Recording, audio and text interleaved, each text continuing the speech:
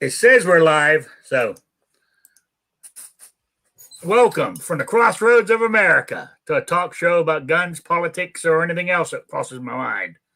Answer questions from the audience, either put them in the chat or email me at rickslifeasiseeit@gmail.com or spottedrick@gmail.com. I have Patreon, PayPal, and all that good stuff. All the links are down below there. So that's it. So that's my introduction over. Let me see who's wondering in the chat. First in was the gun snob, then gun loving grandpa, Jason Stewart, Rich White. Who else we got in here? Clover Tech's in there. He's doing double duty.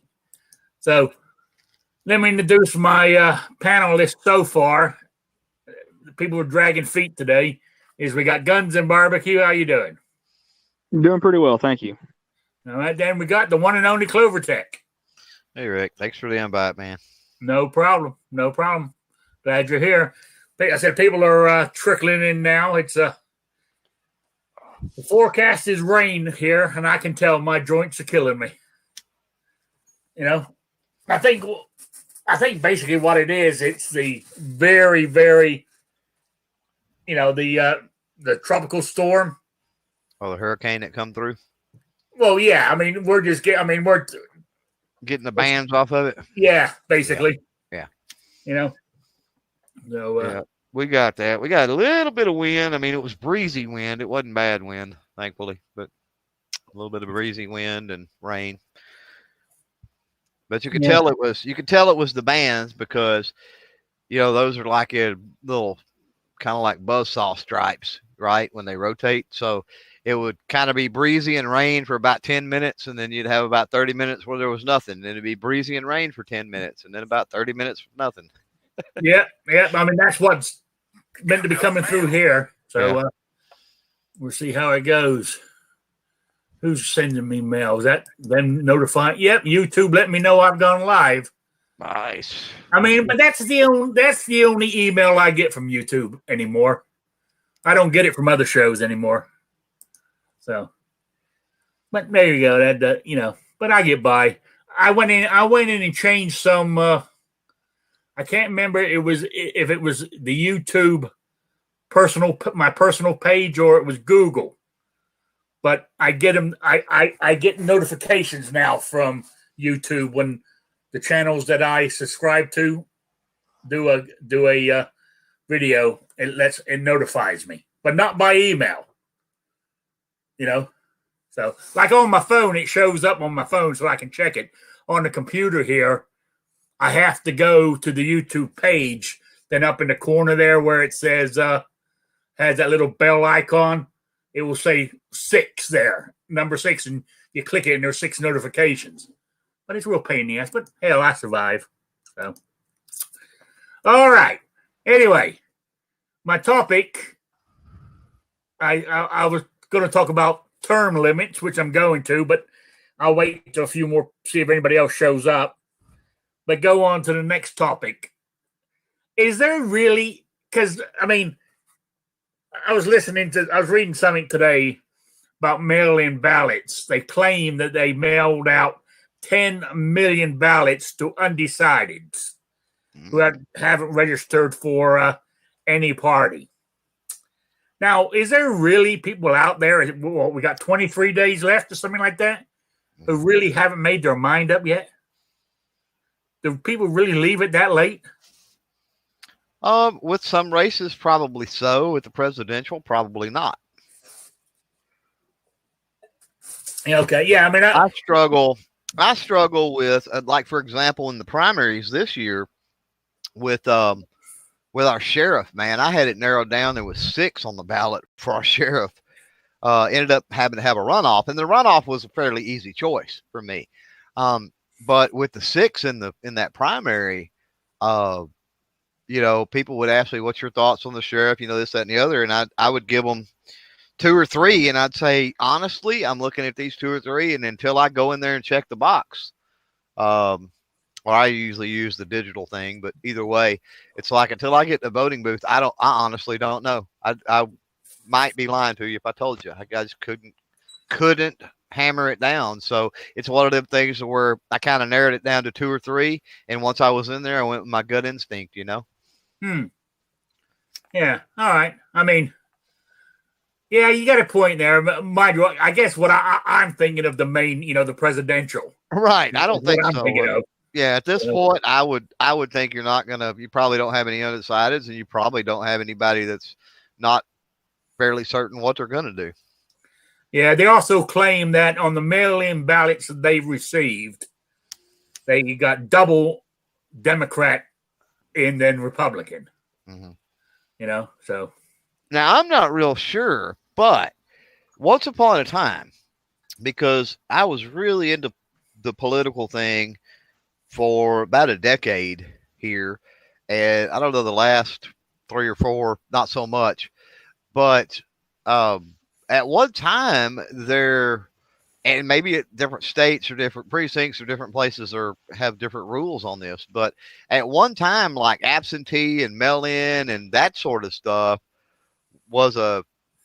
it didn't count as much for the vote. I don't know if that makes any sense. I don't know if I'm explaining it right, but they only went to the mail-in or the absentee when it was close. When it was close or something. Yeah, if it was within so many percent or something, then they went to that. Yeah. I've heard that too. So I don't know if it's true, but I really don't know. I mean, I as you said, I think people have made their mind up. A couple of the old boys down the diner have already done, because we have early voting here in Indiana.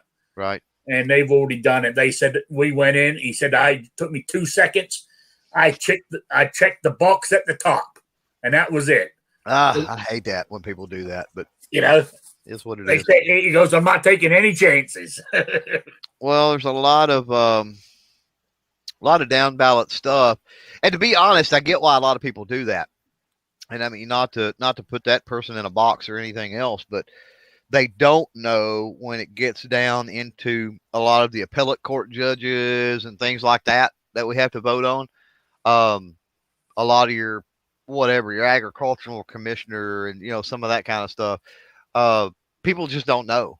And so they tend to go in, and if they're, Republican, Democrat is the president, then they check that box for all of them and go.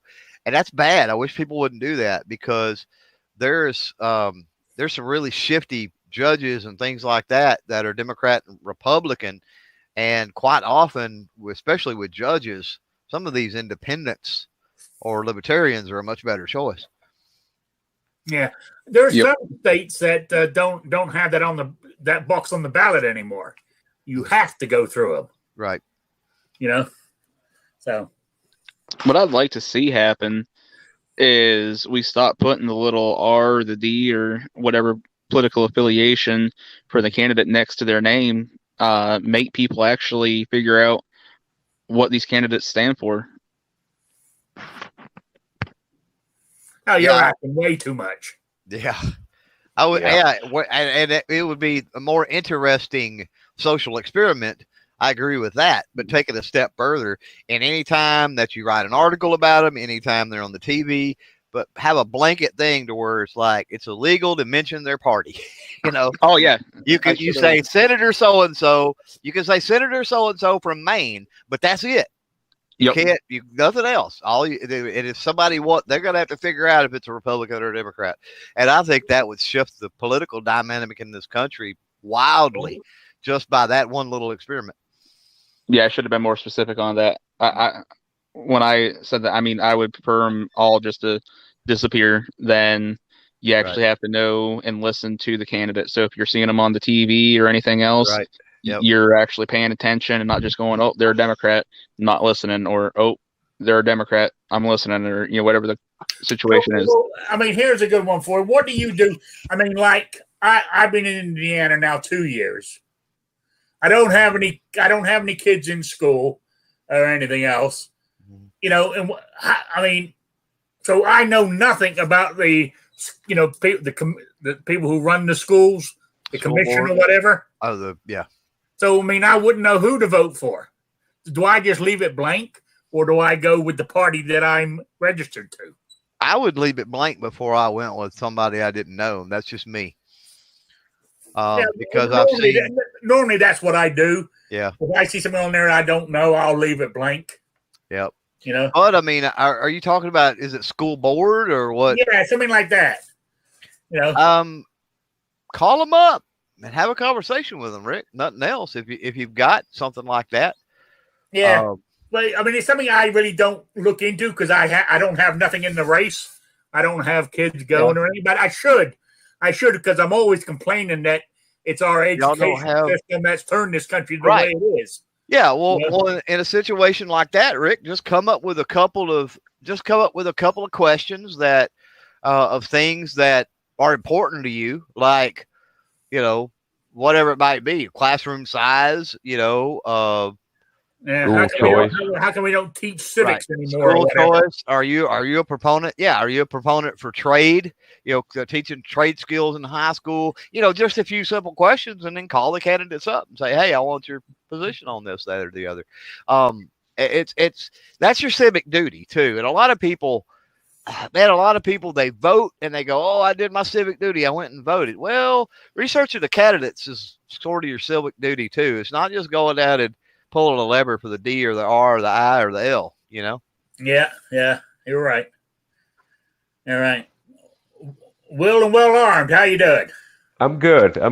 You know what's hard for me is I've never missed a presidential election, and I catch about 75% of the off-year elections as well, because that's in Georgia. That's when the state generally comes in with the governor and you know, different congressmen. But those new laws that are in there, they're written so slanted.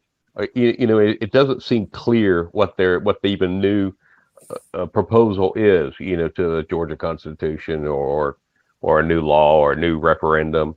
You know, it's like the betterment of neighborhoods in successful city, you know, amendment, or you know, they call it TFLOS. It's like some kind of mass transit, you know, unit, and it's going to cost you know, 3 extra cents per dollar, you know, on everything you spend, and you know, it's just hard, you know, researching all that, because you know, the Atlanta Constitution Journal is far left newspaper, and then, you know, what else do you have to look at? Yeah, you're right. I mean, so that research is hard to do, is what I'm saying, Clovertech. It's just, you know, it's research.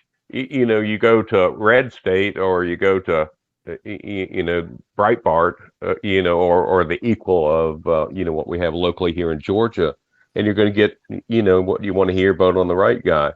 And, you know, if you read the general, you know, Atlanta Constitution, it's going to say vote on the left guy, you know, so there's no place that tells, you know, what each one is. And, you know, these names are so deceitful, you know, making Atlanta beautiful award, you know, law. Right. Well, that's where you need to go and actually look into what these bills are. Don't just listen to what another source is telling you that says. Go and actually read the bill. Yep. Yeah, but you last resort, you can always call up your governor, Stacey Abrams. Is that her name? No, it's Brian Kemp. She won. You know, she never declared defeat. You know, so I mean, according to her, she's the governor of Georgia. You know. Yeah. Yeah. So anyway, yeah. So I mean, that's see. My question is, I mean, mine. How did I put it? I mean, we're not. I mean, this time around, when it comes to the presidential thing, as much as you know, Bad Man Orange does some stupid shit, we're not really voting for him. We're voting for a way of life, I think. You know. To because I think if the Democrats get in and they do what they claim they're going to do, there will never ever be another Republican president ever. Well, you've got to vote for this whole idea of not popular vote in the sense of, the votes that are counted, but, voting for the most popular candidate or whatever it might be. Right. Yeah. I mean, sometimes it's better for the balance of powers.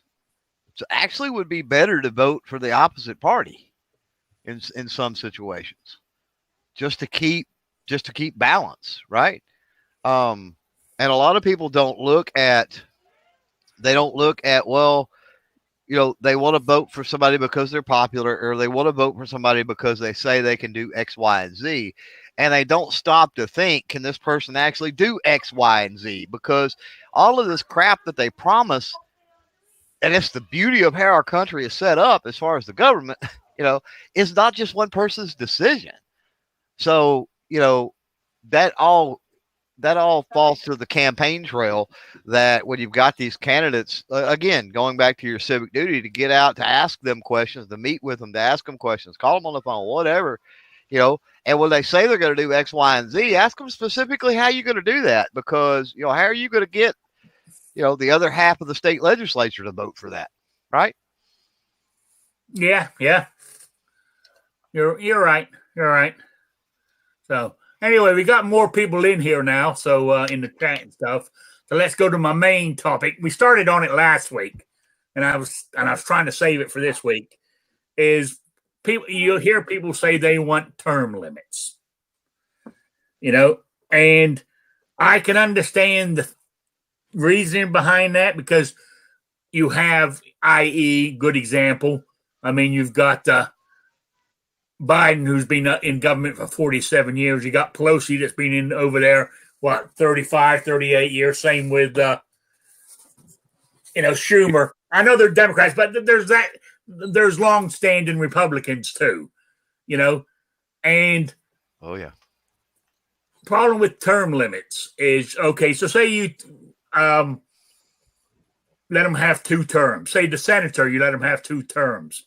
Now the representative, congressman, only, it's a 2-year thing anyway. So say you let them have 3 terms, or even 4, to give them 8 years, right?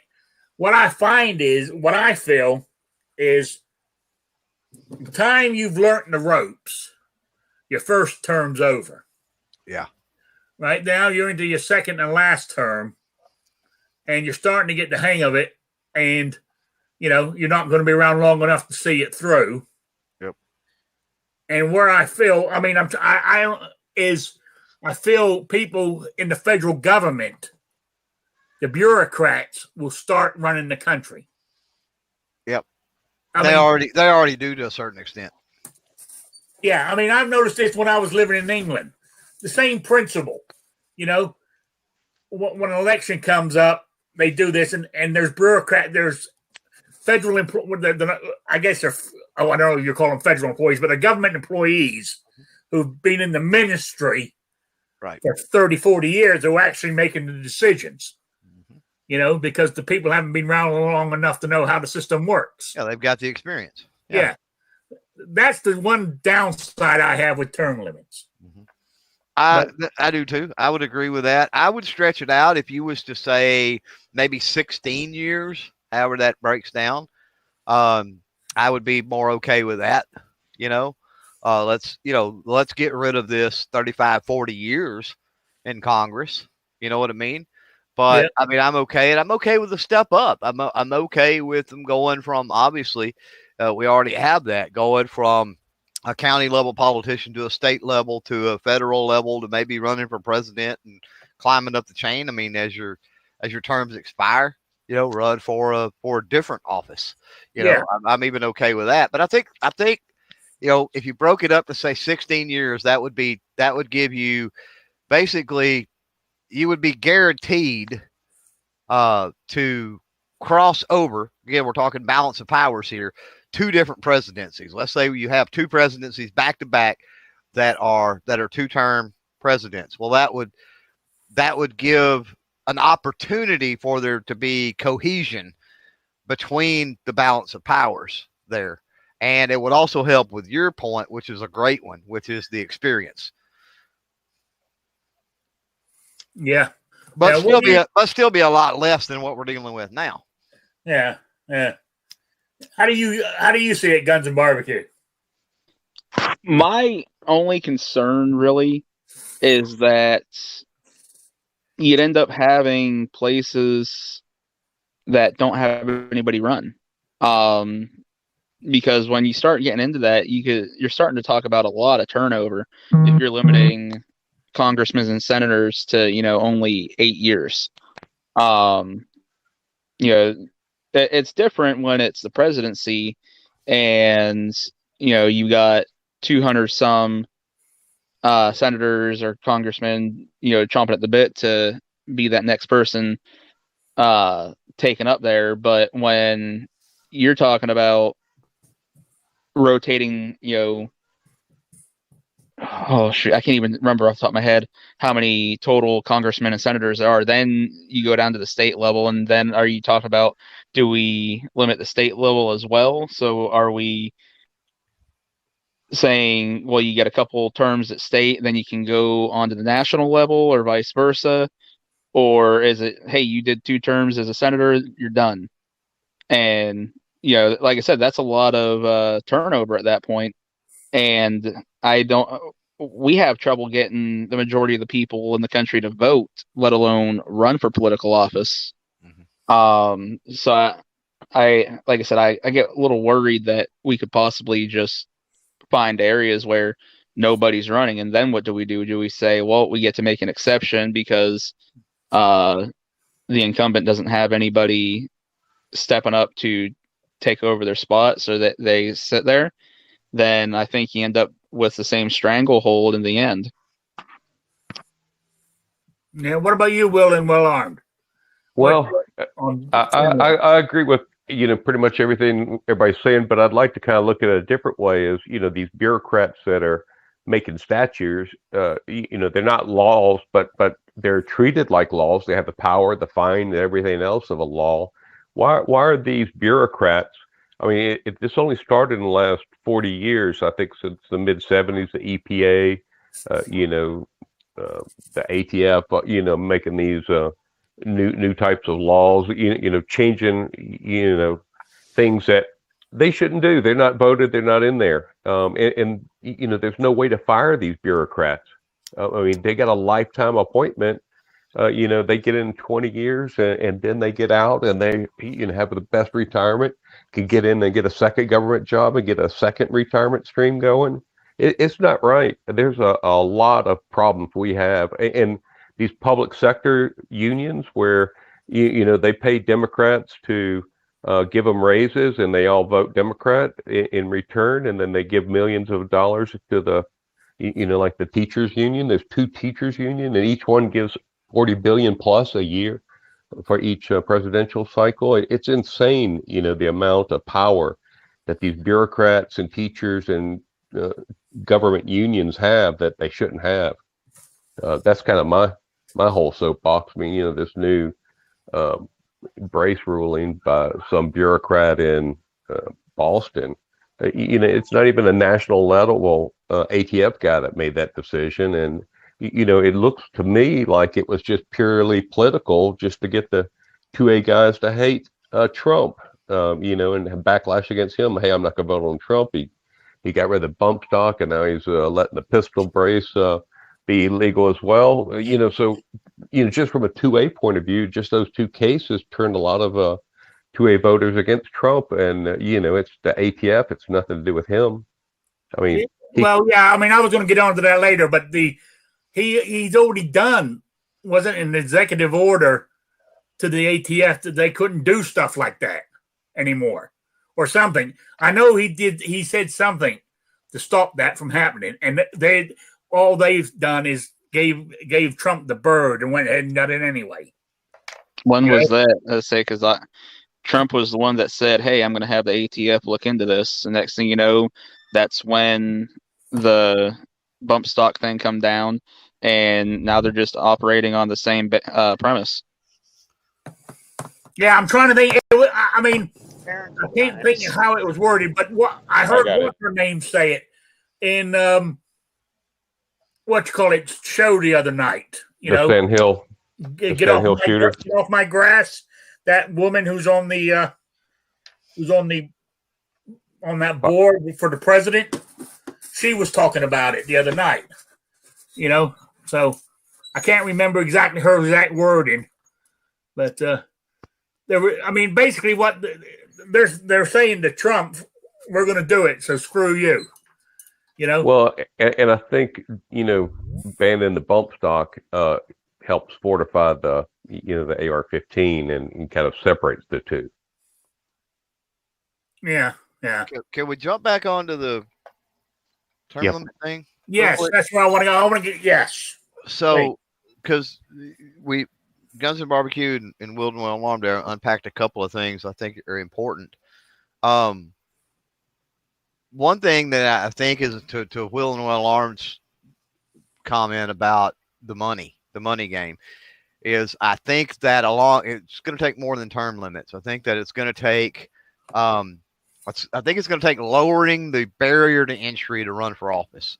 Right now, doctors and lawyers and people that make tons and tons of money are about the only ones that can afford to run for office. So there needs to be some restructure with campaigning rules and regulations and things like that.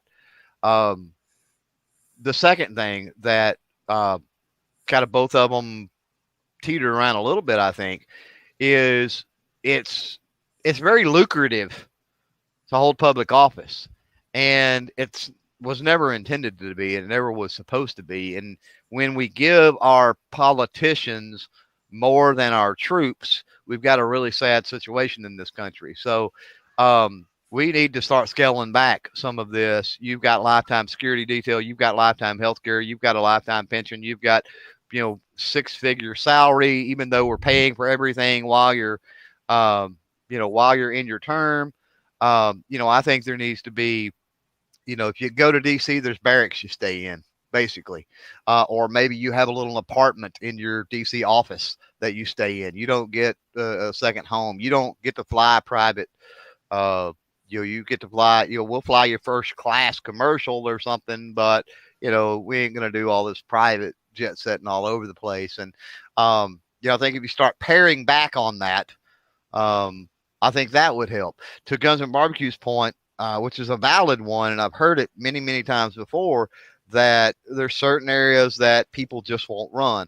Well, I think a couple of things. I think once we got into and we was to create a situation where there was term limits, where it wasn't lucrative, where the barrier to entry was lower, I think that you would see more people potentially step up, first of all, because we've never been in that environment. We have people that are always there, always, I can just vote for this guy. I don't have to run. And plus there's no hardships due to the lack of representation. So if there's a seat that's empty and nobody's willing to step up, then guess what? You just don't get no representation. So sounds to me like the people in your district or region or whatever it is, y'all better get together and figure out what you're going to do. If you want representation in DC or in the state house or wherever it may be, you better figure out somebody that is a pillar of the community, leader of the community, whatever, and rally behind them and coerce them to run for that office.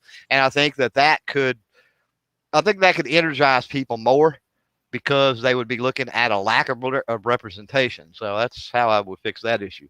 Yeah. There was a couple of good things in the chat here. Let me find them. Where like Rich White says, term limits will not get the swampies out of DC. The electorate will just elect the same type of persons, just with a different name. To fix anything, you need to fix the electorate. The electorate. I mean, how would you do that? I'm not sure exactly what he's on about, but I was trying to figure that one out. But maybe he can put it in the chat and explain it to me, or he can come in the chat if he wants a link. I can give him one. Well, I think he's talking about people that are voted out go straight into what's the word where you're working for a big company and lobbyist, consultant, or a lobbyist. Yeah, lobbyist. Yeah. So separate the government. A congressman going into being a lobbyist, or like all the FBI guys become CEO of a aeronautics company. They have no idea anything about aeronautics, but they bring home the bacon. They get big contracts. Same with because generals. Their names on the letterhead of the official paperwork. Mm-hmm. Yeah, these 3-star generals buy overpriced stuff from Lockheed, and then they get out of office and retire, and then they get a job with Lockheed selling to the guys they're stealing. Wink, wink, nod, nod, pay extra billion here, and that'll be your parachute when you retire. Yeah. Now, Gizzard Gary made a good comment, and I agree with him.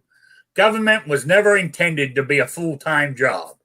It was intended to be people taking time out of their normal lives to represent the people. Let's get back to that. Oh, I wish we could. But people won't do it on their own. That's why people are pushing for term limits, to force them to do that. Anyway, we had a couple of new people join us. We got New York Outcast and Squibload. How you guys doing? So I'm doing well. Hopefully the background's not too loud. So have you made track of what we're talking about? I heard a little bit. Term limits. Yeah. What's your view? I honestly think it'd probably be a good thing. I may not have as much information as I should on it, but I think at a certain point with age, mental abilities, things like that, term limits make sense. Plus I'm more aligned. I'd like to see more statesmen and politicians, honestly. So I prefer people kind of went in, did their part, and got out. Okay. What about you, Squib?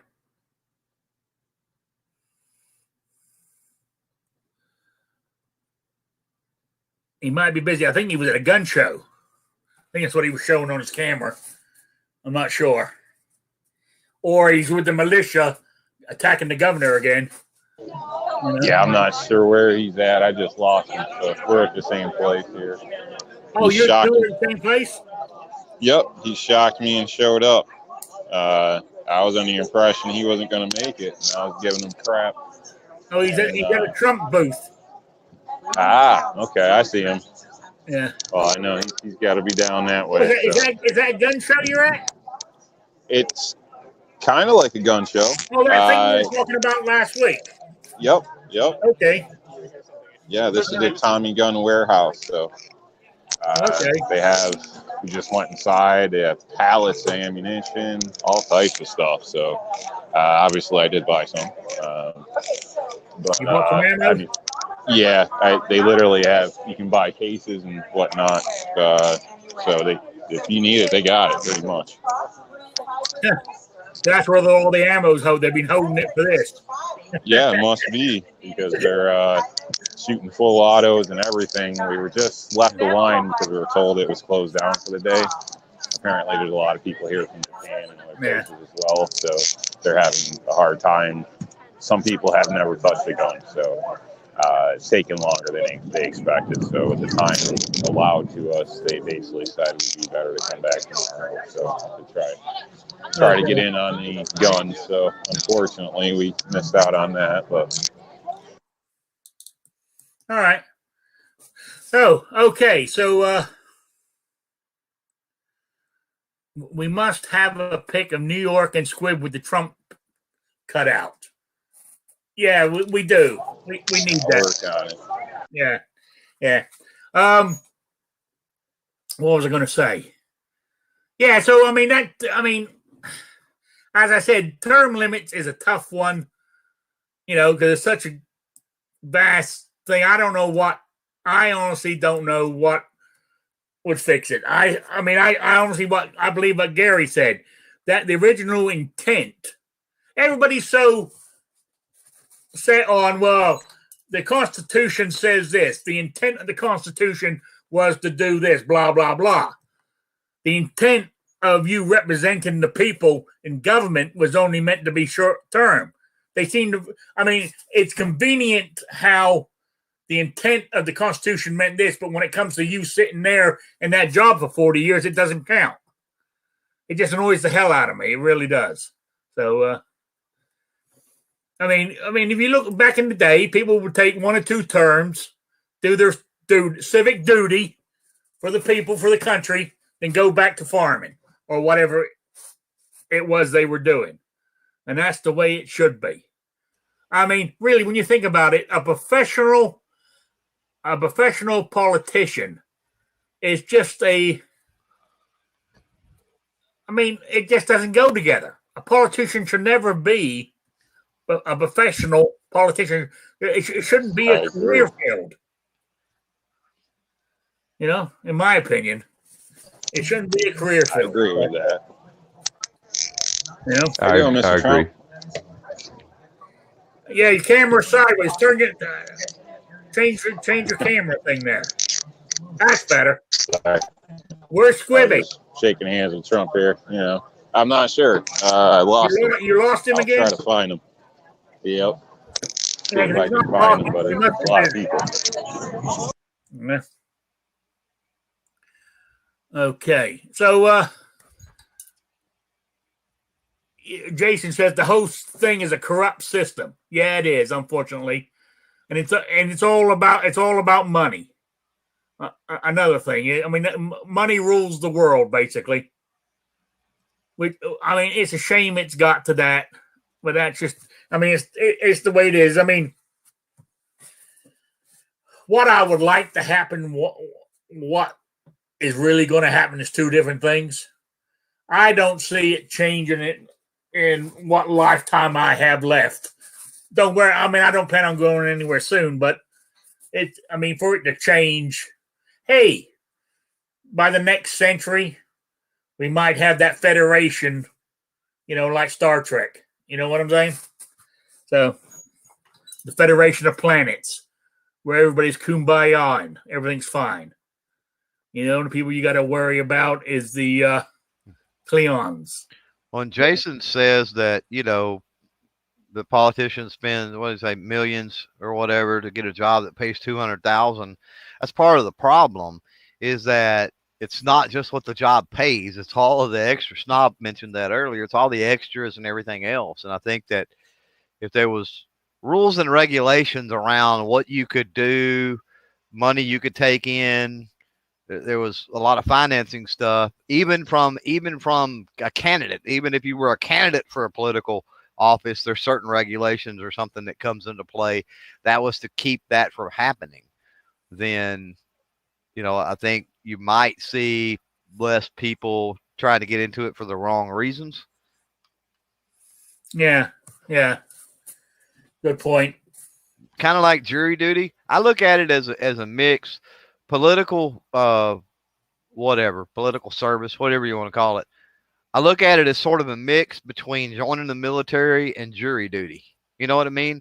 It should pay you enough to survive, but yes, at the same time, or it should compensate you in some way, but there should be things that they do for you. I mean, like, with the military, you've got health care, you're fed and you're housed and that sort of thing. So, I think there's certain things that should be in play, but certainly shouldn't be over the top. 200,000 a year is ridiculous and all that kind of stuff.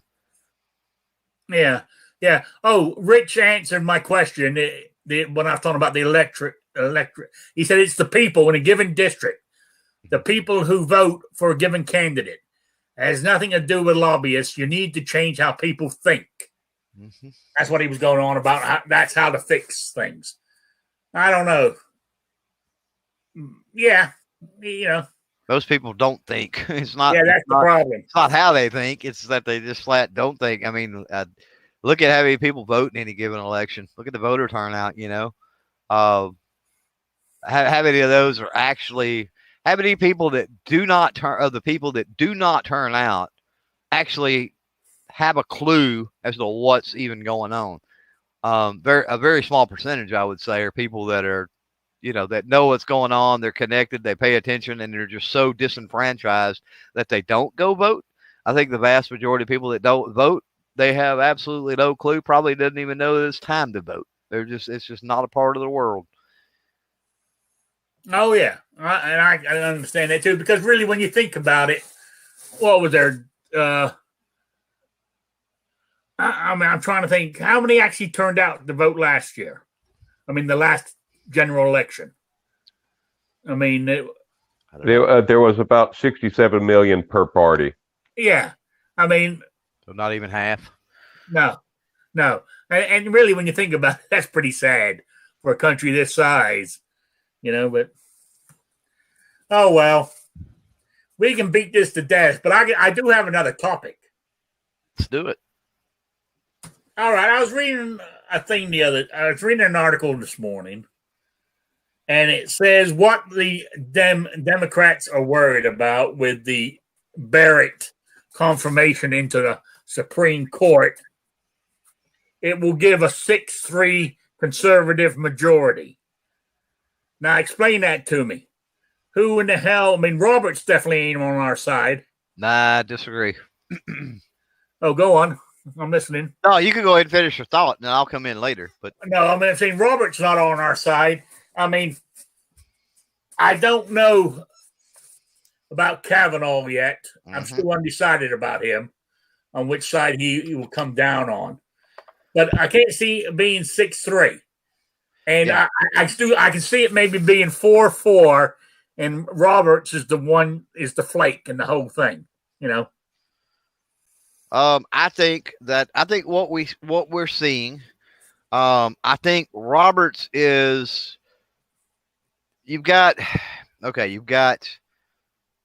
I view justices different. I don't view justices through a liberal conservative lens. I view them through a precedent constitutional lens.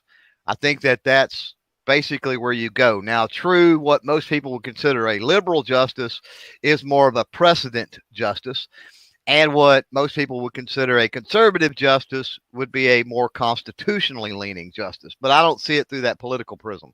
I've learned to separate it. And if you look at a lot of the rulings, even from quote unquote liberal justices on things over the years, you start to get an idea that, okay, they're liberal, but with this particular issue, maybe not 2A, maybe not anything you give a flip about, right? But on certain things, they actually went with the Constitution. And so it has to do with how they apply it. And I think what we're seeing with Roberts is I think that Kavanaugh is a wild card. Kavanaugh is a precedent guy. And that worries Roberts because if they take on cases, then, and that's why we haven't seen certain cases come before him, it's because Roberts is worried that the way that case is presented, because they look at all that, he's worried that Kavanaugh is going to be a wild card. Well, I think that if Barrett gets confirmed, I think that does give a more constitutional slant to the court. And I think we'll then see Roberts move along that way. I think it's a game where Roberts is thinking, well, if we hear this case like it sits, and then Kavanaugh decides to go off in the left field because of precedent instead of because of the Constitution, which he should. I don't like Kavanaugh, for the record. Then we've got a problem. So Robert's position is we're better off not hearing it, because if we hear it and you lose, then you're screwed. Yeah, you're right. I mean, I agree with you. I mean, I think as you said, what president picks what party is not what it should be about. It should be about the Constitution. And I know Barrett believes in the Constitution. I believe who was the first one he picked? Trump picked Gorsuch. Yeah, I think he's another one that believes in the Constitution. As you said, Kavanaugh is he talks about the Constitution, but whether he follows it or not is another thing. He talks a lot about precedent, though, too. A lot about precedent. Yep. But I think there's also needs to mention Roberts has a huge hatred for Trump, and that's coming out on some of his decisions as well. This is true, yeah. So once Trump is gone, he might swing back and be more on the conservative side. But it's a shame that they let that happen. They let that affect, those what's happening But there. I don't foresee Roberts tainting anything right now. Like I said, Roberts has. You're absolutely right with that. Right now, Roberts has an out. I think with Kavanaugh. Once Barrett's in there, Roberts is not going to have an out anymore. And so, regardless of whether we see that under Trump or under Biden or somebody else, I think once you overcome the Kavanaugh issue, I think Roberts gets back on board with the constitutional decisions of the court. But he wasn't. He made like the Obamacare. I mean, there were a lot of rulings before Kavanaugh was even in play. I understand, but the slant was still weird. We haven't until Barrett. We don't really have. If Barrett gets confirmed, we'll actually start to have a tilt, and we haven't had that constitutional tilt up until Barrett because Kavanaugh has been a wild card, and before that, Kennedy was a wild card. Right. Yeah. Jason Stewart in the chat says, we're all just mindless sheep. If a Democrat or judge supported the 2A, they would have all our support. We are easily fooled, and they know it. I can see where he's coming from on that one. I wonder what he really thinks. That's what I want to know. What do you really think about it, Jason? Tell us. Yeah, but I was saying, I mean, I was reading that, and I'm thinking it would be nice if they would follow the Constitution on those cases. It really would. I mean, that's another thing. That's why they keep denying 2A cases, is because of the way they're. You got to have so many. They normally won't pick it up, or they know they can't win it. Basically, I mean, to a certain degree, I think the decision's made when they look at these cases to see which ones they're going to take. Yeah. Well, we also, and I've got a really big beef. I've had this for a long time with court cases, and not just 2A cases that are presented, that lawyers have a tendency to write their arguments with the conservative liberal slant instead of the precedent constitutional slant, right? They're appealing to the conservative, what they view as the quote unquote conservative justices, whereas they would write their arguments in the form of a constitutional argument, then there would be more of a chance for the court to take it. Yeah, good point. Good point. Anybody else got anything to add to this? No? Very quiet crowd here. Yeah, I got crickets quick. I know. New York Outcast and Squibb are enjoying their little show down there. Where was it at? In Pennsylvania? Yeah, Greeley, Pennsylvania. Shoulder strap. Yeah. See if I can get away from the speaker here. Yeah. Hey, what is the name of the lady that's running for Supreme Court? I heard she has a huge Latino following. They really like that she's been appointed for some reason. Probably has to do with religious beliefs or something, if I was guessing. Amy Coney Barrett. Yeah, that's it. Sorry. Yeah, the Democrats, when the confirmation hearings start on Monday, they are going to hit on her being Catholic. Yep. And her beliefs. Yeah, that's the only thing that they have to go after, though, is her religion, which they went after that with Kavanaugh as well. It didn't pay off, so I'm not too worried about them going after her religion. And the thing is, I think her track record shows she'll choose the Constitution over her religion. Yeah, and also in the Constitution, I think it is, when it goes to picking judges, the senators are not meant to use religion as a reason to say yay or nay. Well, that's a First Amendment issue. I mean. Yeah, you know what I'm saying? Yeah. So, I mean, really, I think somebody should stand up and tell them. So you can't ask questions about the religion. But it seems like, and I think this is true, every single justice is either Jewish or Catholic. There are no, right. no other right. Protestants on there. You're right. That does seem kind of odd. I mean, it used to be, America was so, Catholic phobic or whatever what the word would be for that. But, it's kind of gone to the extreme. Like, well, no, Protestants can even get appointed. Well, I think part of that has to do with the, when you look at career choices from a religious belief standpoint, you've got a lot of Catholics and a lot of Jews that end up being lawyers. So you're automatically there. Even though the Supreme Court, the highest court in the land, you don't have to have a Juris Doctorate to serve on the Supreme Court. Heck, Trump could nominate me. Now, the Senate would never confirm me, but I could be nominated. And if they confirm me, I can sit on the Supreme Court. You don't have to have that. But historically, you've pretty much had to have a Juris Doctorate or an awful lot of legal experience, high-level legal experience. And statistically speaking, from a religious standpoint, that's a lot of Jews and a lot of Catholics. Yeah. Oh, Charlie Cook on stage there. Kingpin said that was the other lady on the Latino side that he was considering he didn't pick. That was Barbara Legato. Is that what her name was? She was the one that had the Latino connection. So, no, I mean, what it comes down to, they're all worried about, was it Roe versus Wade? Yeah, like that's going anywhere. But yeah, I don't think that's going to go anywhere, to be honest. I really don't. It's kind of like I talk about this theory that I have that we don't want to put bad cases, 2A cases, in front of the Supreme Court that we're likely to lose.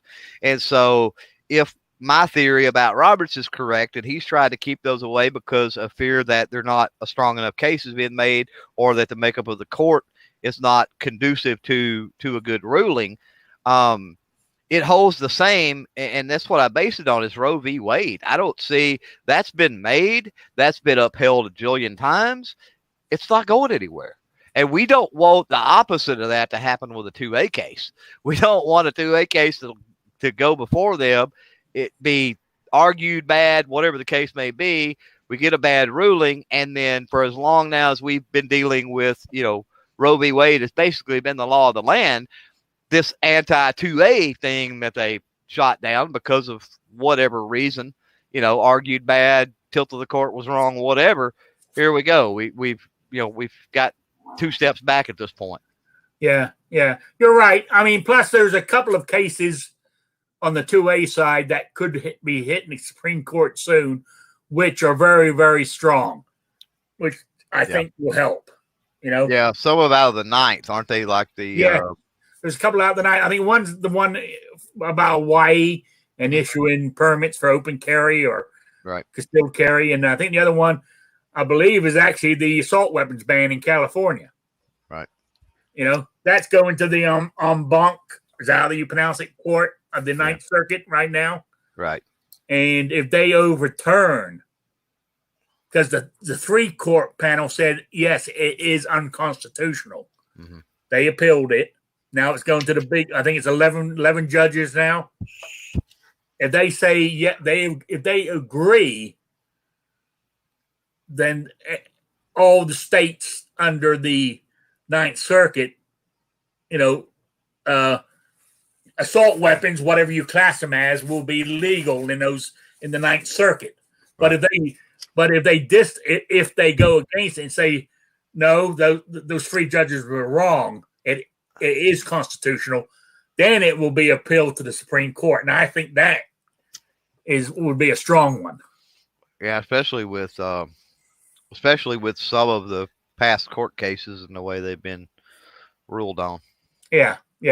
And I mean, we are sort of like focusing on the Supreme Court, but Trump has put a lot of federal constitutional judges around the country, and there's a lot of decisions going our way, little ones.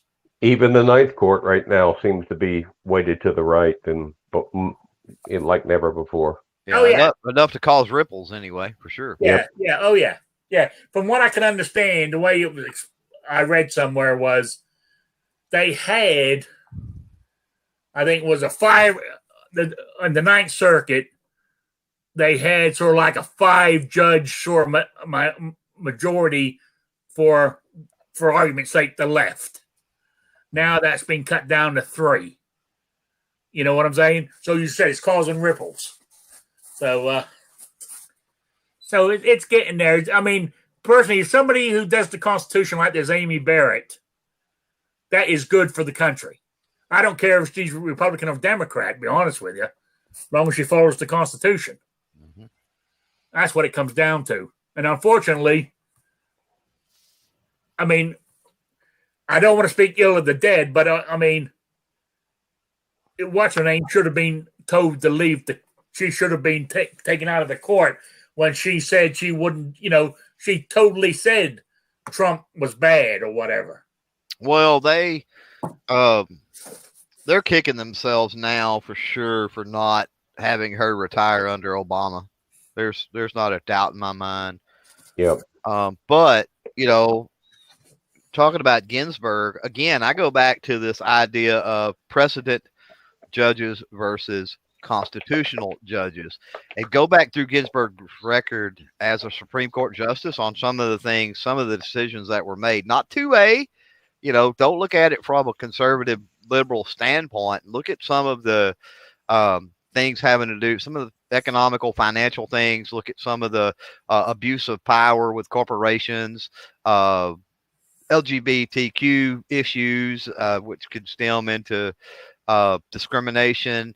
Look into some of the stuff like that, and some of the Ginsburg. People have this misconception that a liberal judge is always making bad decisions, and that's where they get into trouble, is because they see it as a liberal judge making bad decisions. It's a precedence judge making a bad decision, and they're not all bad. Yeah, I see where you're coming from. Yeah, I mean, she made some good decisions in her time, but towards the end, there bad ones too, and I'm not sweeping that under a rug. But it's like saying, you've got the MVP quarterback of the season, right? And all you talk about it is his losses. You know what I mean? It's like, what about the games he won? Oh yeah, I used to work for a boss like that. Would always talk about my faults, but he'd never talk about the good shit I'd done. Right? Yeah. Yeah. So the 2 that Obama appointed was Kagan, and what was the other lady? Sotomayor. Now they're both in the camp of the Constitution's a living and breathing document, and needs to morph into something beautiful, and changing every day. Kagan more so than Sotomayor. Kagan is definitely a precedent. She was Solicitor General, or a Solicitor's General, however you was kind of like Attorneys General, the way you word that crap. But and so I think because of that, you look at her record and everything there, and you could really make a pretty strong case that she is works off a precedent. Sotomayor is a little more constitutional leaning. I wouldn't put the pendulum all the way with precedents on her. It depends on the case, obviously, that comes before her as to whether she's going to lean that way or not. Because, like I said, that's the spectrum. On one end, the justice always goes to precedents. On the other end, the justice always goes to the Constitution, and you can have a range anywhere in the middle. And I see Sotomayor more to the middle on that. All right. Did I explain it to you? Maybe. Yep. Hopefully. All right. Hang on, what we got here. There's a good chat going on out there. I'm just reading all this. Kingpin says he should be voted into the Supreme Court.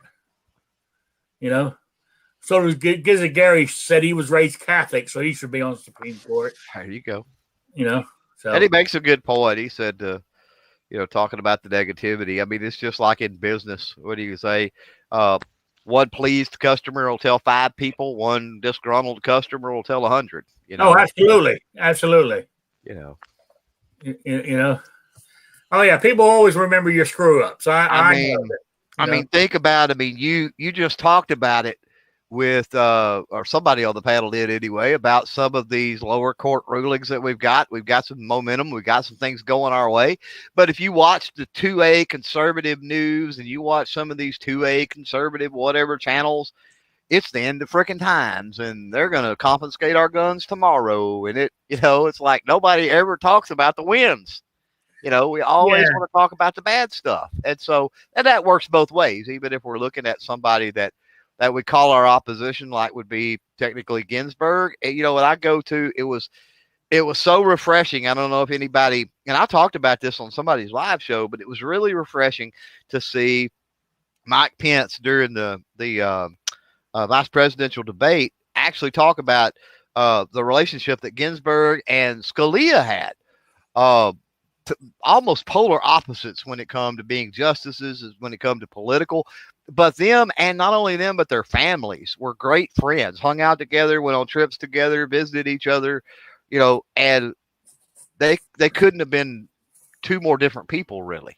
Yeah. And so at the end of the day, we have to factor that in. We need to be looking at all sides of things, not just from one or the other. However, that being said, for the longest time, what is it? Heck, you may remember it, Rick, and some of the guys out there, because it's an old school song, but it was an old Anne Murray song. I think it was A Little Good News. Remember that one? And talking about how picked up the paper, there was bombings in Lebanon and all this other stuff, and all she wanted to hear was, she wants to pick up the paper and read about the county fair and, things like that. And so why are we bombarded with all the negativity and all the bad news? Because bad news invokes emotion, right? A whole lot quicker than good news will invoke emotion. Which emotionally are you gonna have the most emotional reaction to? Getting told that you're about to have your first child, or getting told that your first child died in a car accident, right? Obviously, the negative one probably is going to impact you emotionally far worse than the other one, right? And people know this. It's a human trait. People know this. And so the news agencies, these outlets, they play it up. Why? Because it gets people worked up. It's drama. Drama sells. That's why we have the popularity of, what am I thinking about? Reality TV, right? Yeah. It's because drama sells. You're right. But I mean, going back to what you're saying, like the 2A community here, there needs to be, people need to talk about or make videos about the wins that we have. Yeah. Yeah. Because look at the people out there that may be undecided. They may be on that fence, right? You've got people, especially now in 2020, you've got people that have went out, they picked up their first firearm, they're paying attention, they sort of get it, right? They've started to get it. I need to be responsible for my own protection. All this craziness going on in 2020 and everything else. And so they may be trying to start down that path. Well, what's going to entice them to join the 2A team more? Us talking about the wins or us talking about the losses? Because if I'm being recruited, again, football analogy, and I'm a free agent and I got all these teams looking at me, am I going to go to the team that wins the most or the team that loses the most? Well, odds are if I'm being recruited by both of those types of teams, I'm going to choose the one that wins the most, right? Yeah. You're right. So, that's, oh my God, it's 4:00 already. But you guys, I do have another topic. It's totally off thing here. Hold on, but let's just stress that you do need to vote. It is important we vote, and there is a dramatic difference between Biden and Harris and Trump and what they're going to do to the 2A community, or help or hurt. So, if somebody wants to carry that one, I'd love to hear more, because, I hear too many chat shows where people are saying, I'm just going to stay at home, because of the bump stock. No.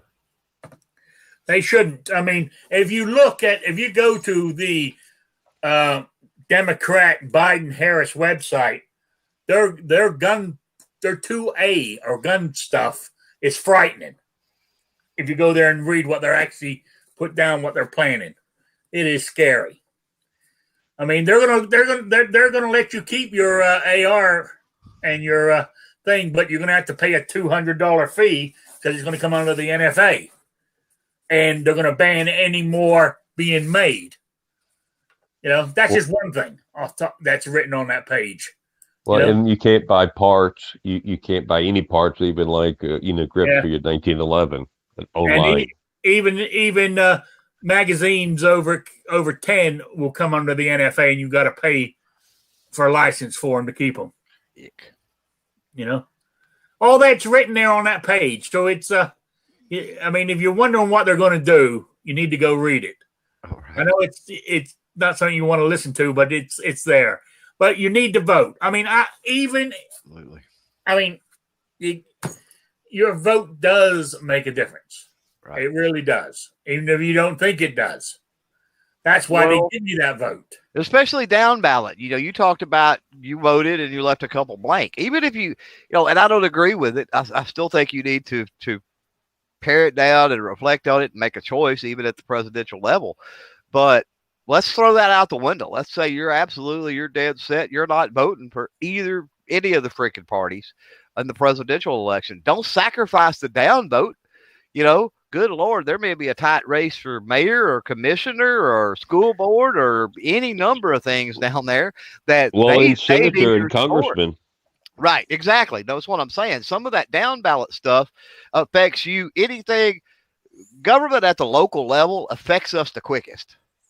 And don't throw away your power, because you have power at that. I talked about this with Roll Call one time, and we were talking about the city he lives in, and we were talking about the power of social media and the power you have to affect the vote locally. And he was talking about the mayoral race in the city that he lives in, and it was decided by like 3 points, right? By like 3 percentage points. And so I'm like, that sounds like a lot, but let's dive into it. So I looked up the population and I looked up all the other stuff. I think we did it on the live stream. And it come down to like 112 votes is what it was decided by. And I'm like, you know what? How many people are in your social media account on Facebook? How many people follow you on YouTube? How many people are on your Instagram account or your Twitter account that are local to you, right? I know me, I've got probably 1,000 people or close to it local. You're telling me that 2 or 3 people on Facebook can't swing an election 110 points locally? You absolutely could, or 110 votes. Locally, you absolutely could. So down ballot voting is very important. Yes, it is. It is. And as I was saying, so you got to get out there and vote. It is one of the, it's one of the, how can I put it? It's one of the rights we have, or whatever, the vote, and we need to use it. I look at it as a duty. I look at it as a duty, and it's something you should do. Yep. Civic duty, absolutely. Yes. One of many, but yes. Yes. Oh yeah, absolutely. If you want to keep this country the way it is, you need to start doing your civic duty. Otherwise, we're gonna come just like all them other countries, Venezuela, and all that kind of stuff. People think it ain't gonna happen to them. People who live in Virginia said it would never go Democrat, but look what happened. It turned blue. It can happen, and it will happen if we don't keep on top of it. So, all right. I do have another topic, but let's get my quiz done out the way real quick. And my question last week was, during the time frame of 1250 and 1350, I wanted to know who was widely recognized as Japan's greatest swordsman. Do samurai swords and all this. Right? I can't pronounce his name. What was it? Goro Masasumi or something is how you pronounce it? Gordo Nyuro Masamune. That's the guy. That's the answer I was looking for. And I had a couple of wrong answers, so they're not in it. I got 4 people who got the right answer. Even willed and well armed got the right answer. I sent it to you in Japanese, though. You were able to read it. You did. I thought about doing that. But I went to a page that had his name in Japanese and matched yours against it, and it looked the same. So I went with it. I put you down as correct. Okay. Anyway, so let me hit my draw now button and see who we got as the winner. Guns and Barbecue is the winner. Awesome. And that's what it picked. Congratulations. Yeah. Thank you. Rigged. Rigged. Well, yeah, it is rigged. I set it. I set that up. You know. Okay. Hashtag not my vote. You know. This week's. I mean, if you don't read the books, you're going to have to, type it in online to find the answer. It's to do with I can't think of the author. There's two of them. I can't think of their names right now. I didn't write that part down.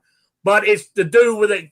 I think there's 15 or 16 books with Special Agent Pendergast in them. And I want to know what his sidearm is. What he carries, make and model. And in the very first book, and I'll give you a clue, it was called, for you know what I'm talking about. In the very first book that he was in, it was called Relic. And let me see if I can find the author's name off the top of my head. Because I don't want to make it too. Oh, I'm on mute. Yes, Preston and Child. I don't know the. That's it. That's who it is. Preston and Child are the authors of this series. I don't remember. Douglas is one of them, maybe, or something. I don't know. It's Douglas Preston and Lincoln Child. There you go. Are the two authors of this series of things about Special Agent Pendergast. I want to know, email only, what his sidearm is, make and model, but also on this, I want to know what he carried in the very first novel, because it wasn't his normal firearm. So there you go. I want to know what his normal personal sidearm is that he carried. But in the very first book, which I already told you was called Relic, I want to know what he carried as his firearm in that one book. There you go. Email me at rickslifeasiseeit@gmail.com or spottedrick@gmail.com. Get them into me by noon next Saturday. That's Eastern time, the only time zone that matters. And you'll be in for the swag. And actually, the swag pack next week for this one, besides having a great well and well-armed patch, nice. It also has what's called Old West playing cards pack and deck of cards in there. That's a good one. That's for the swag pack for this coming week. Okay, so there we go. It cost you $10 to ship that, Rick. I know. It's going to cost me more than normal, but that's okay. You guys are worth it.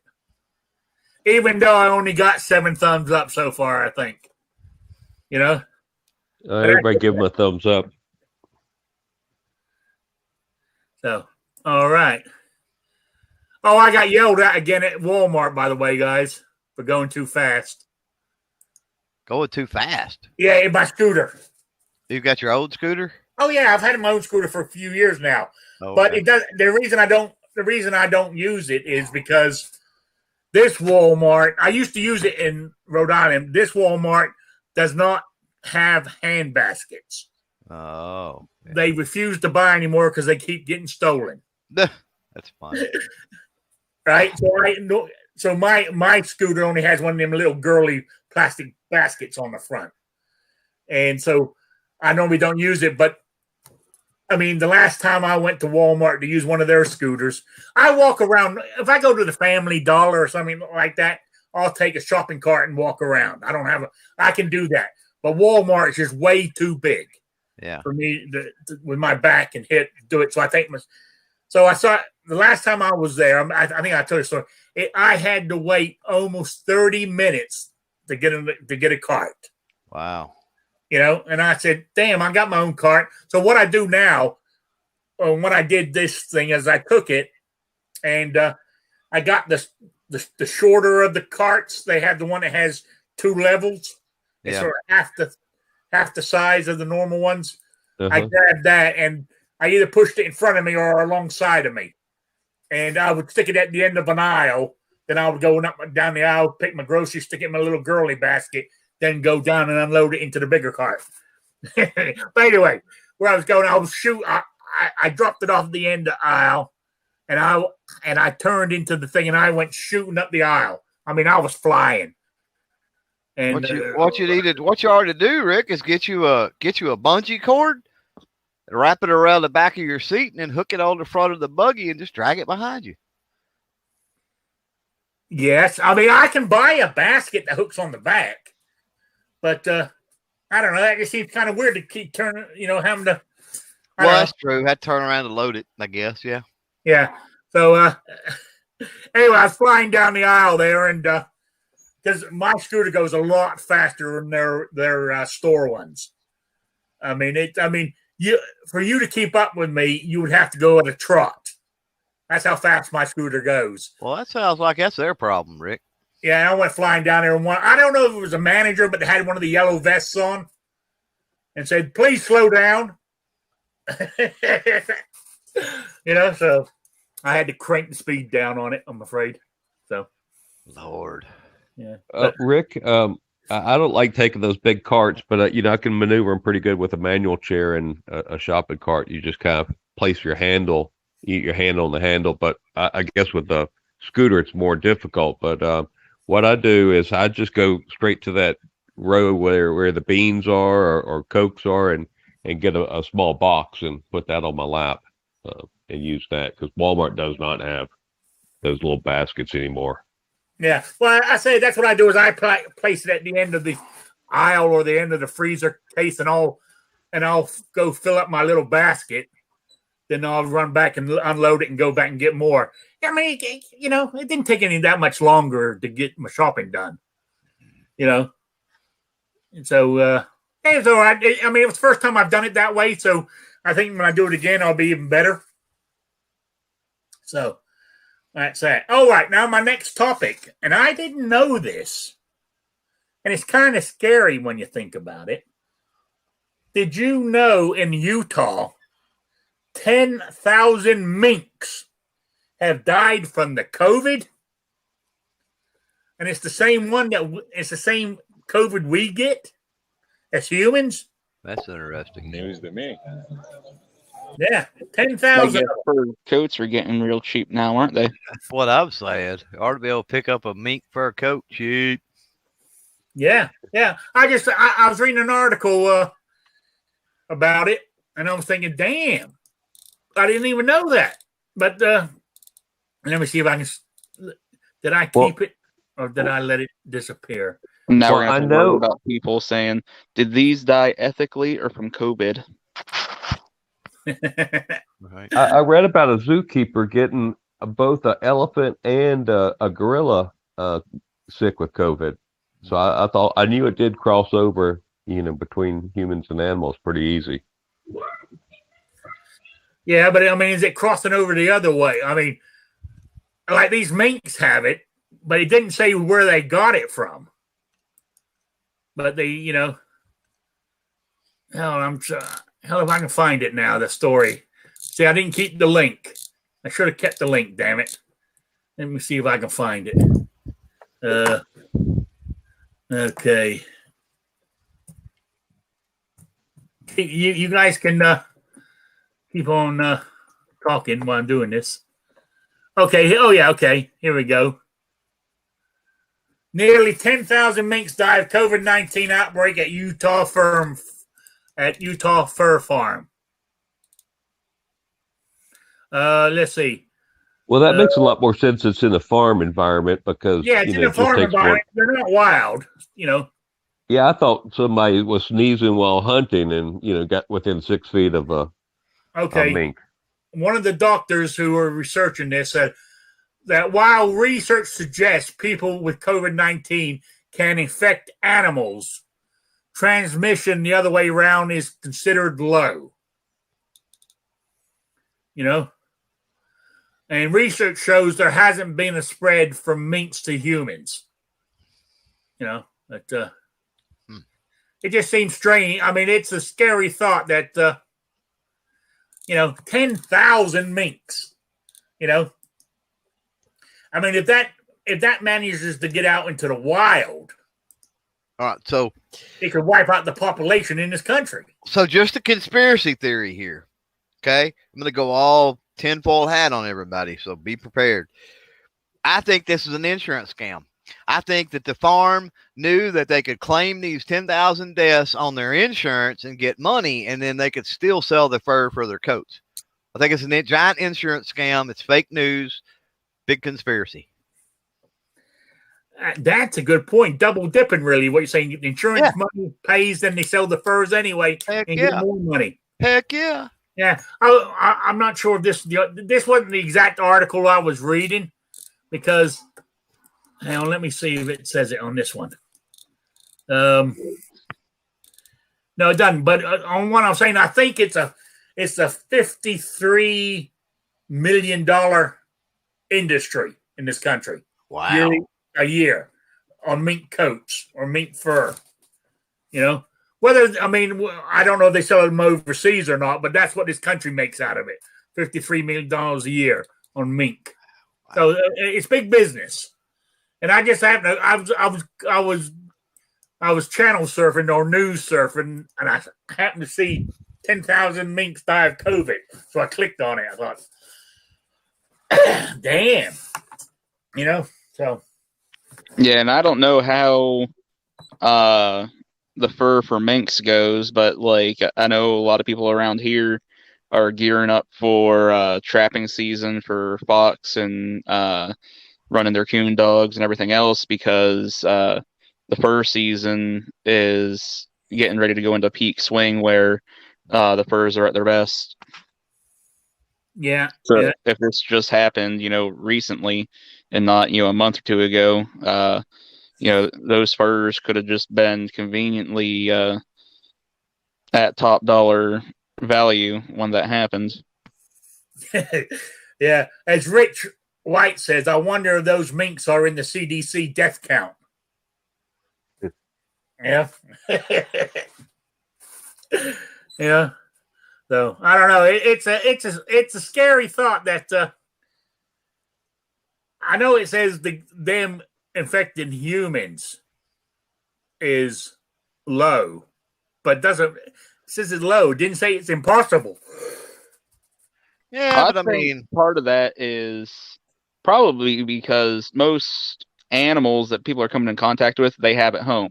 So if the animal were to become infected with COVID, chances are they got it from the owner in the first place.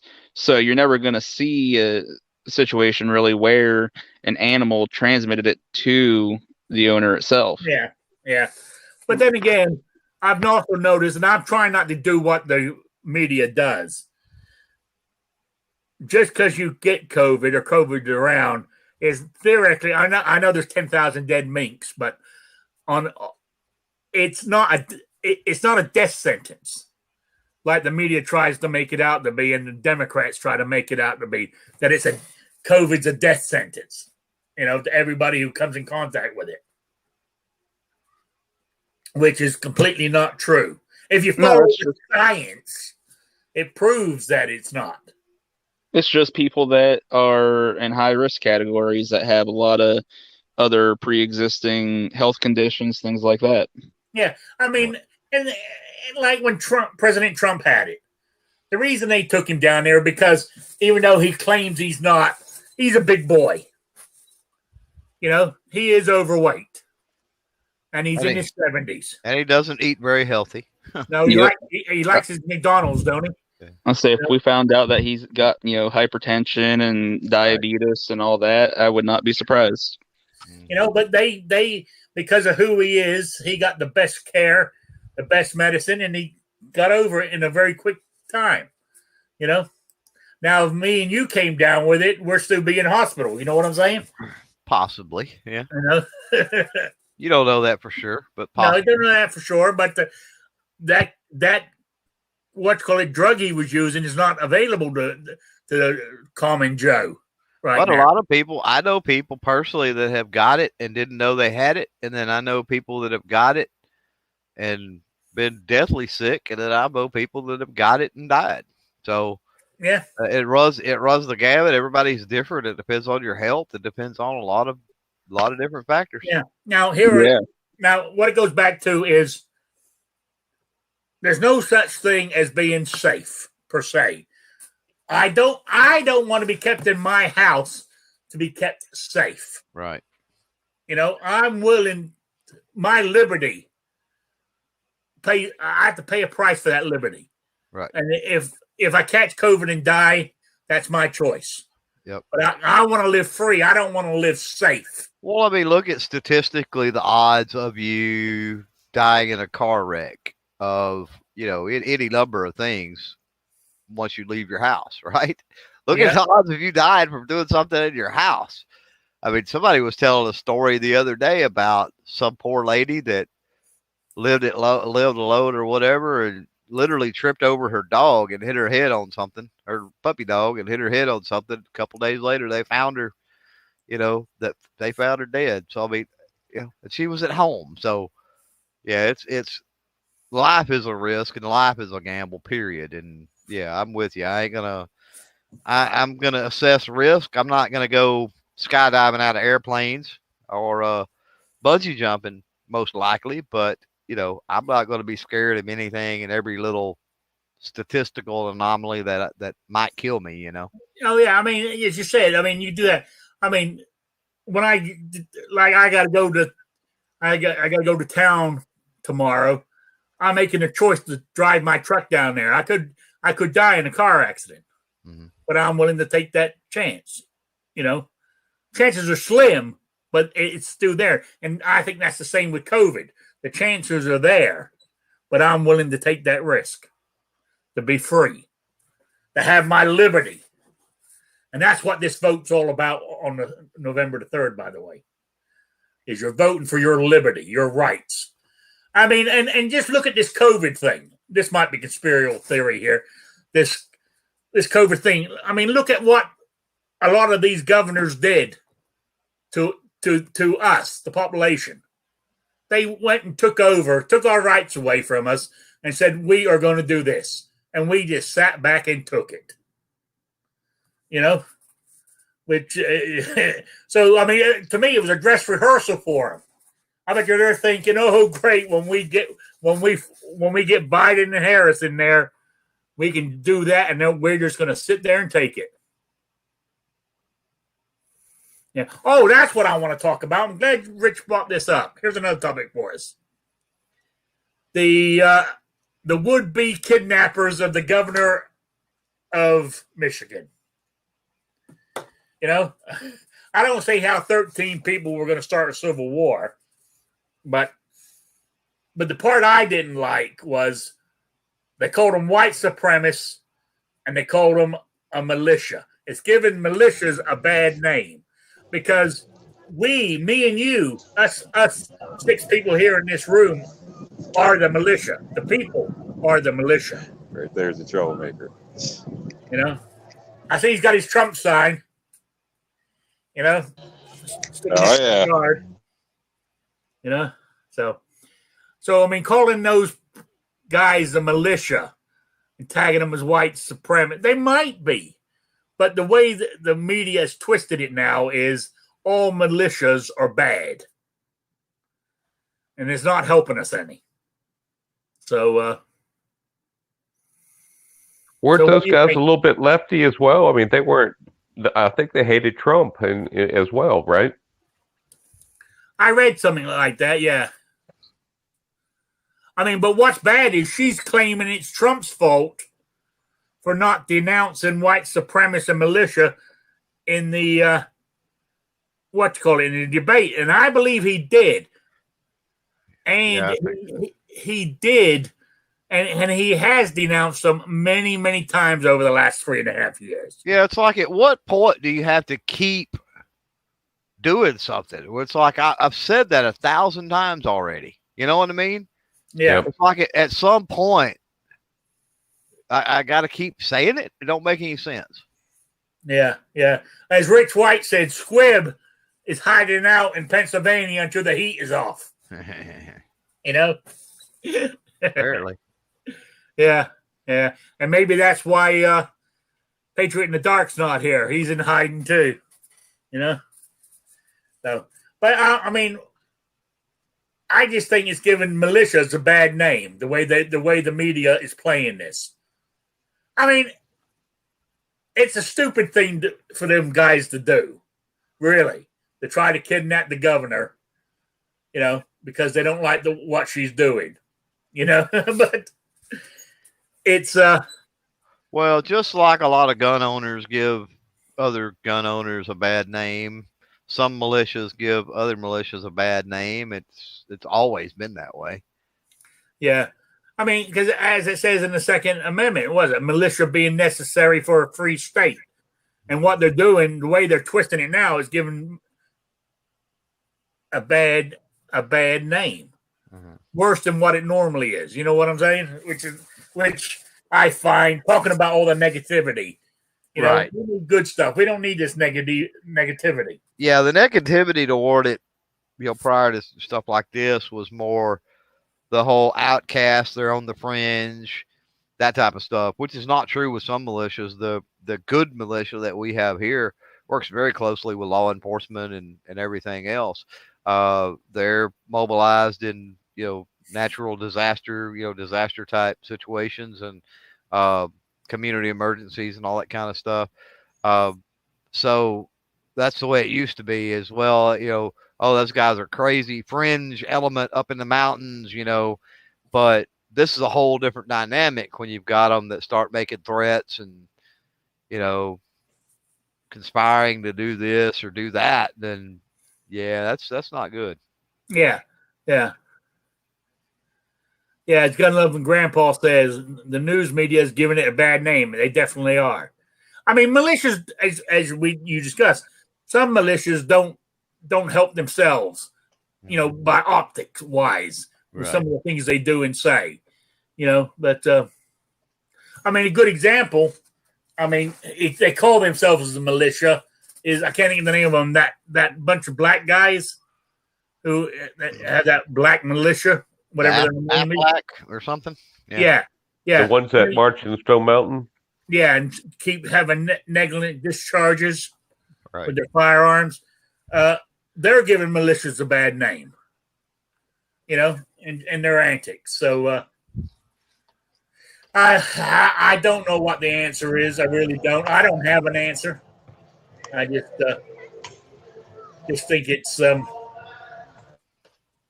I really don't have an answer, but I just think we got no way to combat the media, because the media. I was reading another article. Let me see if I can find this one. It was an article about the way it started off about college professors, how a big, I think it's 60-something% of them lean to the left, but it also said a study was done on journalists and people in the communication industry, and there's a higher percentage of left-leaning people in that industry than there is conservatives. So I mean, that's not helping us. I mean, it's we don't get the conservative doesn't get a fair shake right now in this country. Never have. You know, and I mean, what I don't understand is, I guess it's the free handouts, it's the free cheese. You know, that not only the black people, but the Latinos and all this, they vote Democrat and they get shit on every goddamn election. You know, they get promised a bunch of shit. It doesn't happen. but then they're fed a bunch of bullshit and they vote for them again. It seems like they don't learn. You know, I don't know. Is it all the free stuff that we give them? Partially. You know? No, I don't know. You guys got anything else you want to talk about, or should we wind it up and I can go feed the cats and have my dinner? What's for dinner? Well, actually, I'm having a salad tonight. Me too. I'm on my diet. I've got to lose weight to get my hip done. I hear you. You know, and I'm keeping track of it. I think I've been doing it a month now, and I've lost 10 pounds. That's pretty good. That's fairly healthy. Yeah. So I'm having a salad. You know, I mean, I went and saw a dietitian and stuff. I'm eating stuff, but I'm cutting down, and I'm using one of those apps on my cell phone. Yeah. You know, to keep track. I did that. I kept track. I tracked stuff like that. It really did help. It helps you learn. Yeah. Is the thing. And now I haven't used an app in months, but there for a few months I used the app, and now I pretty much know. You know what I mean? I can tell by portions and other things, so I don't really have to rely on it anymore. But it's very beneficial. And it's showing the pattern, and it's showing. You don't. I need to cut back on. Without that app, you don't really remember what you ate sometimes, and you don't remember how much. You know what I mean? Yeah. Without tracking it through that app, and so you're not paying attention to your calories you're taking in, and all the little grams of this and grams of that, and all that makes a difference. Oh yeah. So that's what I'm doing. So I mean, that's where I'm at right now. So that's why I'm having a salad. And now it's not just going to be the green stuff. I'm actually having a ham salad. Oh yeah, I got ham and turkey on mine, and I'll probably sprinkle a little bacon in it as well. Yeah, and I'll use I'm using malt vinegar, sort of like as a dressing. Yeah, you know. So I mean, I'm just trying to watch what I'm eating, trying to cut back on. I mean, like she told me, you know, she goes, "What's your biggest downfall?" I said, "Ice cream." She said, "You're diabetic." I said, "I know," but I said, I love ice cream. She goes, "I'm not going to tell." I mean, she said, "Really, you shouldn't eat any."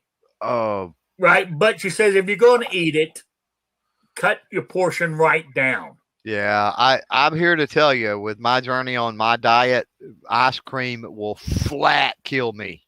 I mean, not literally, but as far as my dieting, ice cream is one of those things. I can eat all sorts of things. I can eat candy bars and all kind of things here and there, and I'm okay. But ice cream it's just, I don't know what it is about.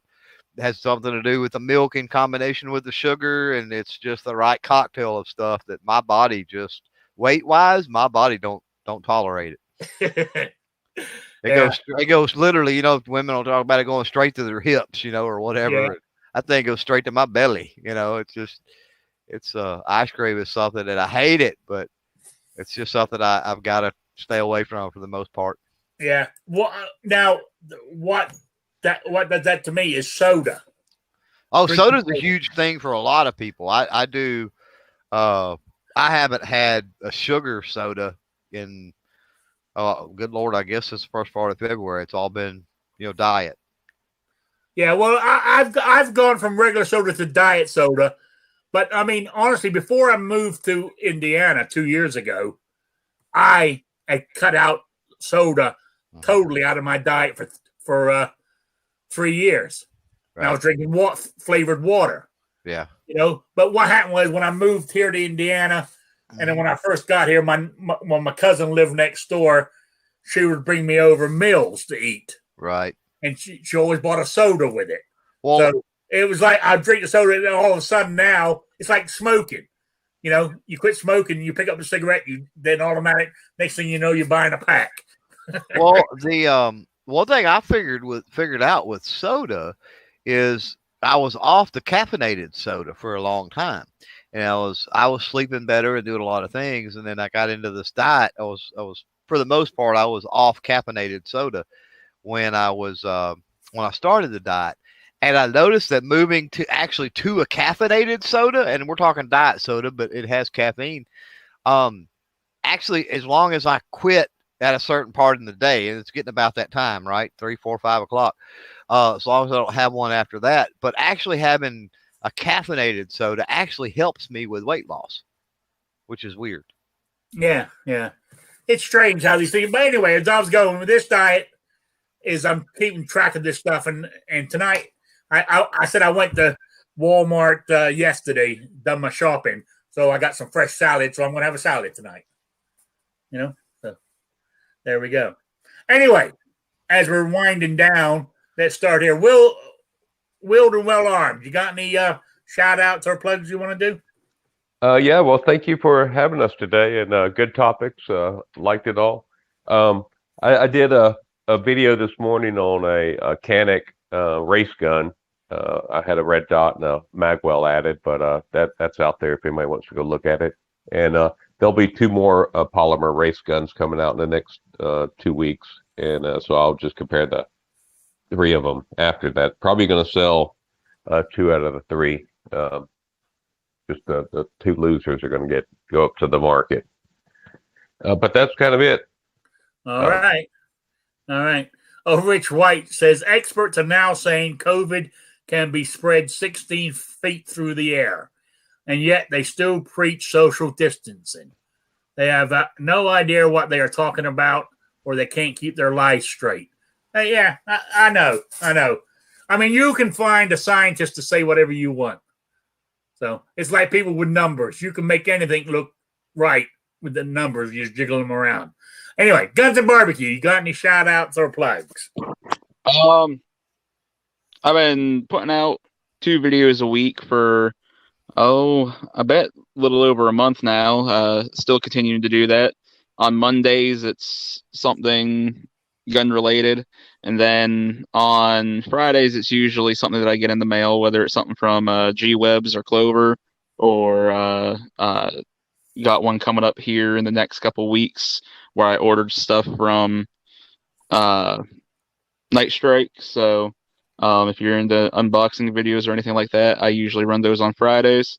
I just made an Instagram finally because I was putting that off forever and finally decided to get into that game. So if anybody wants to go look me up on Instagram, that is Guns and BBQ official IG, because apparently there was a plethora of Guns and BBQ on Instagram.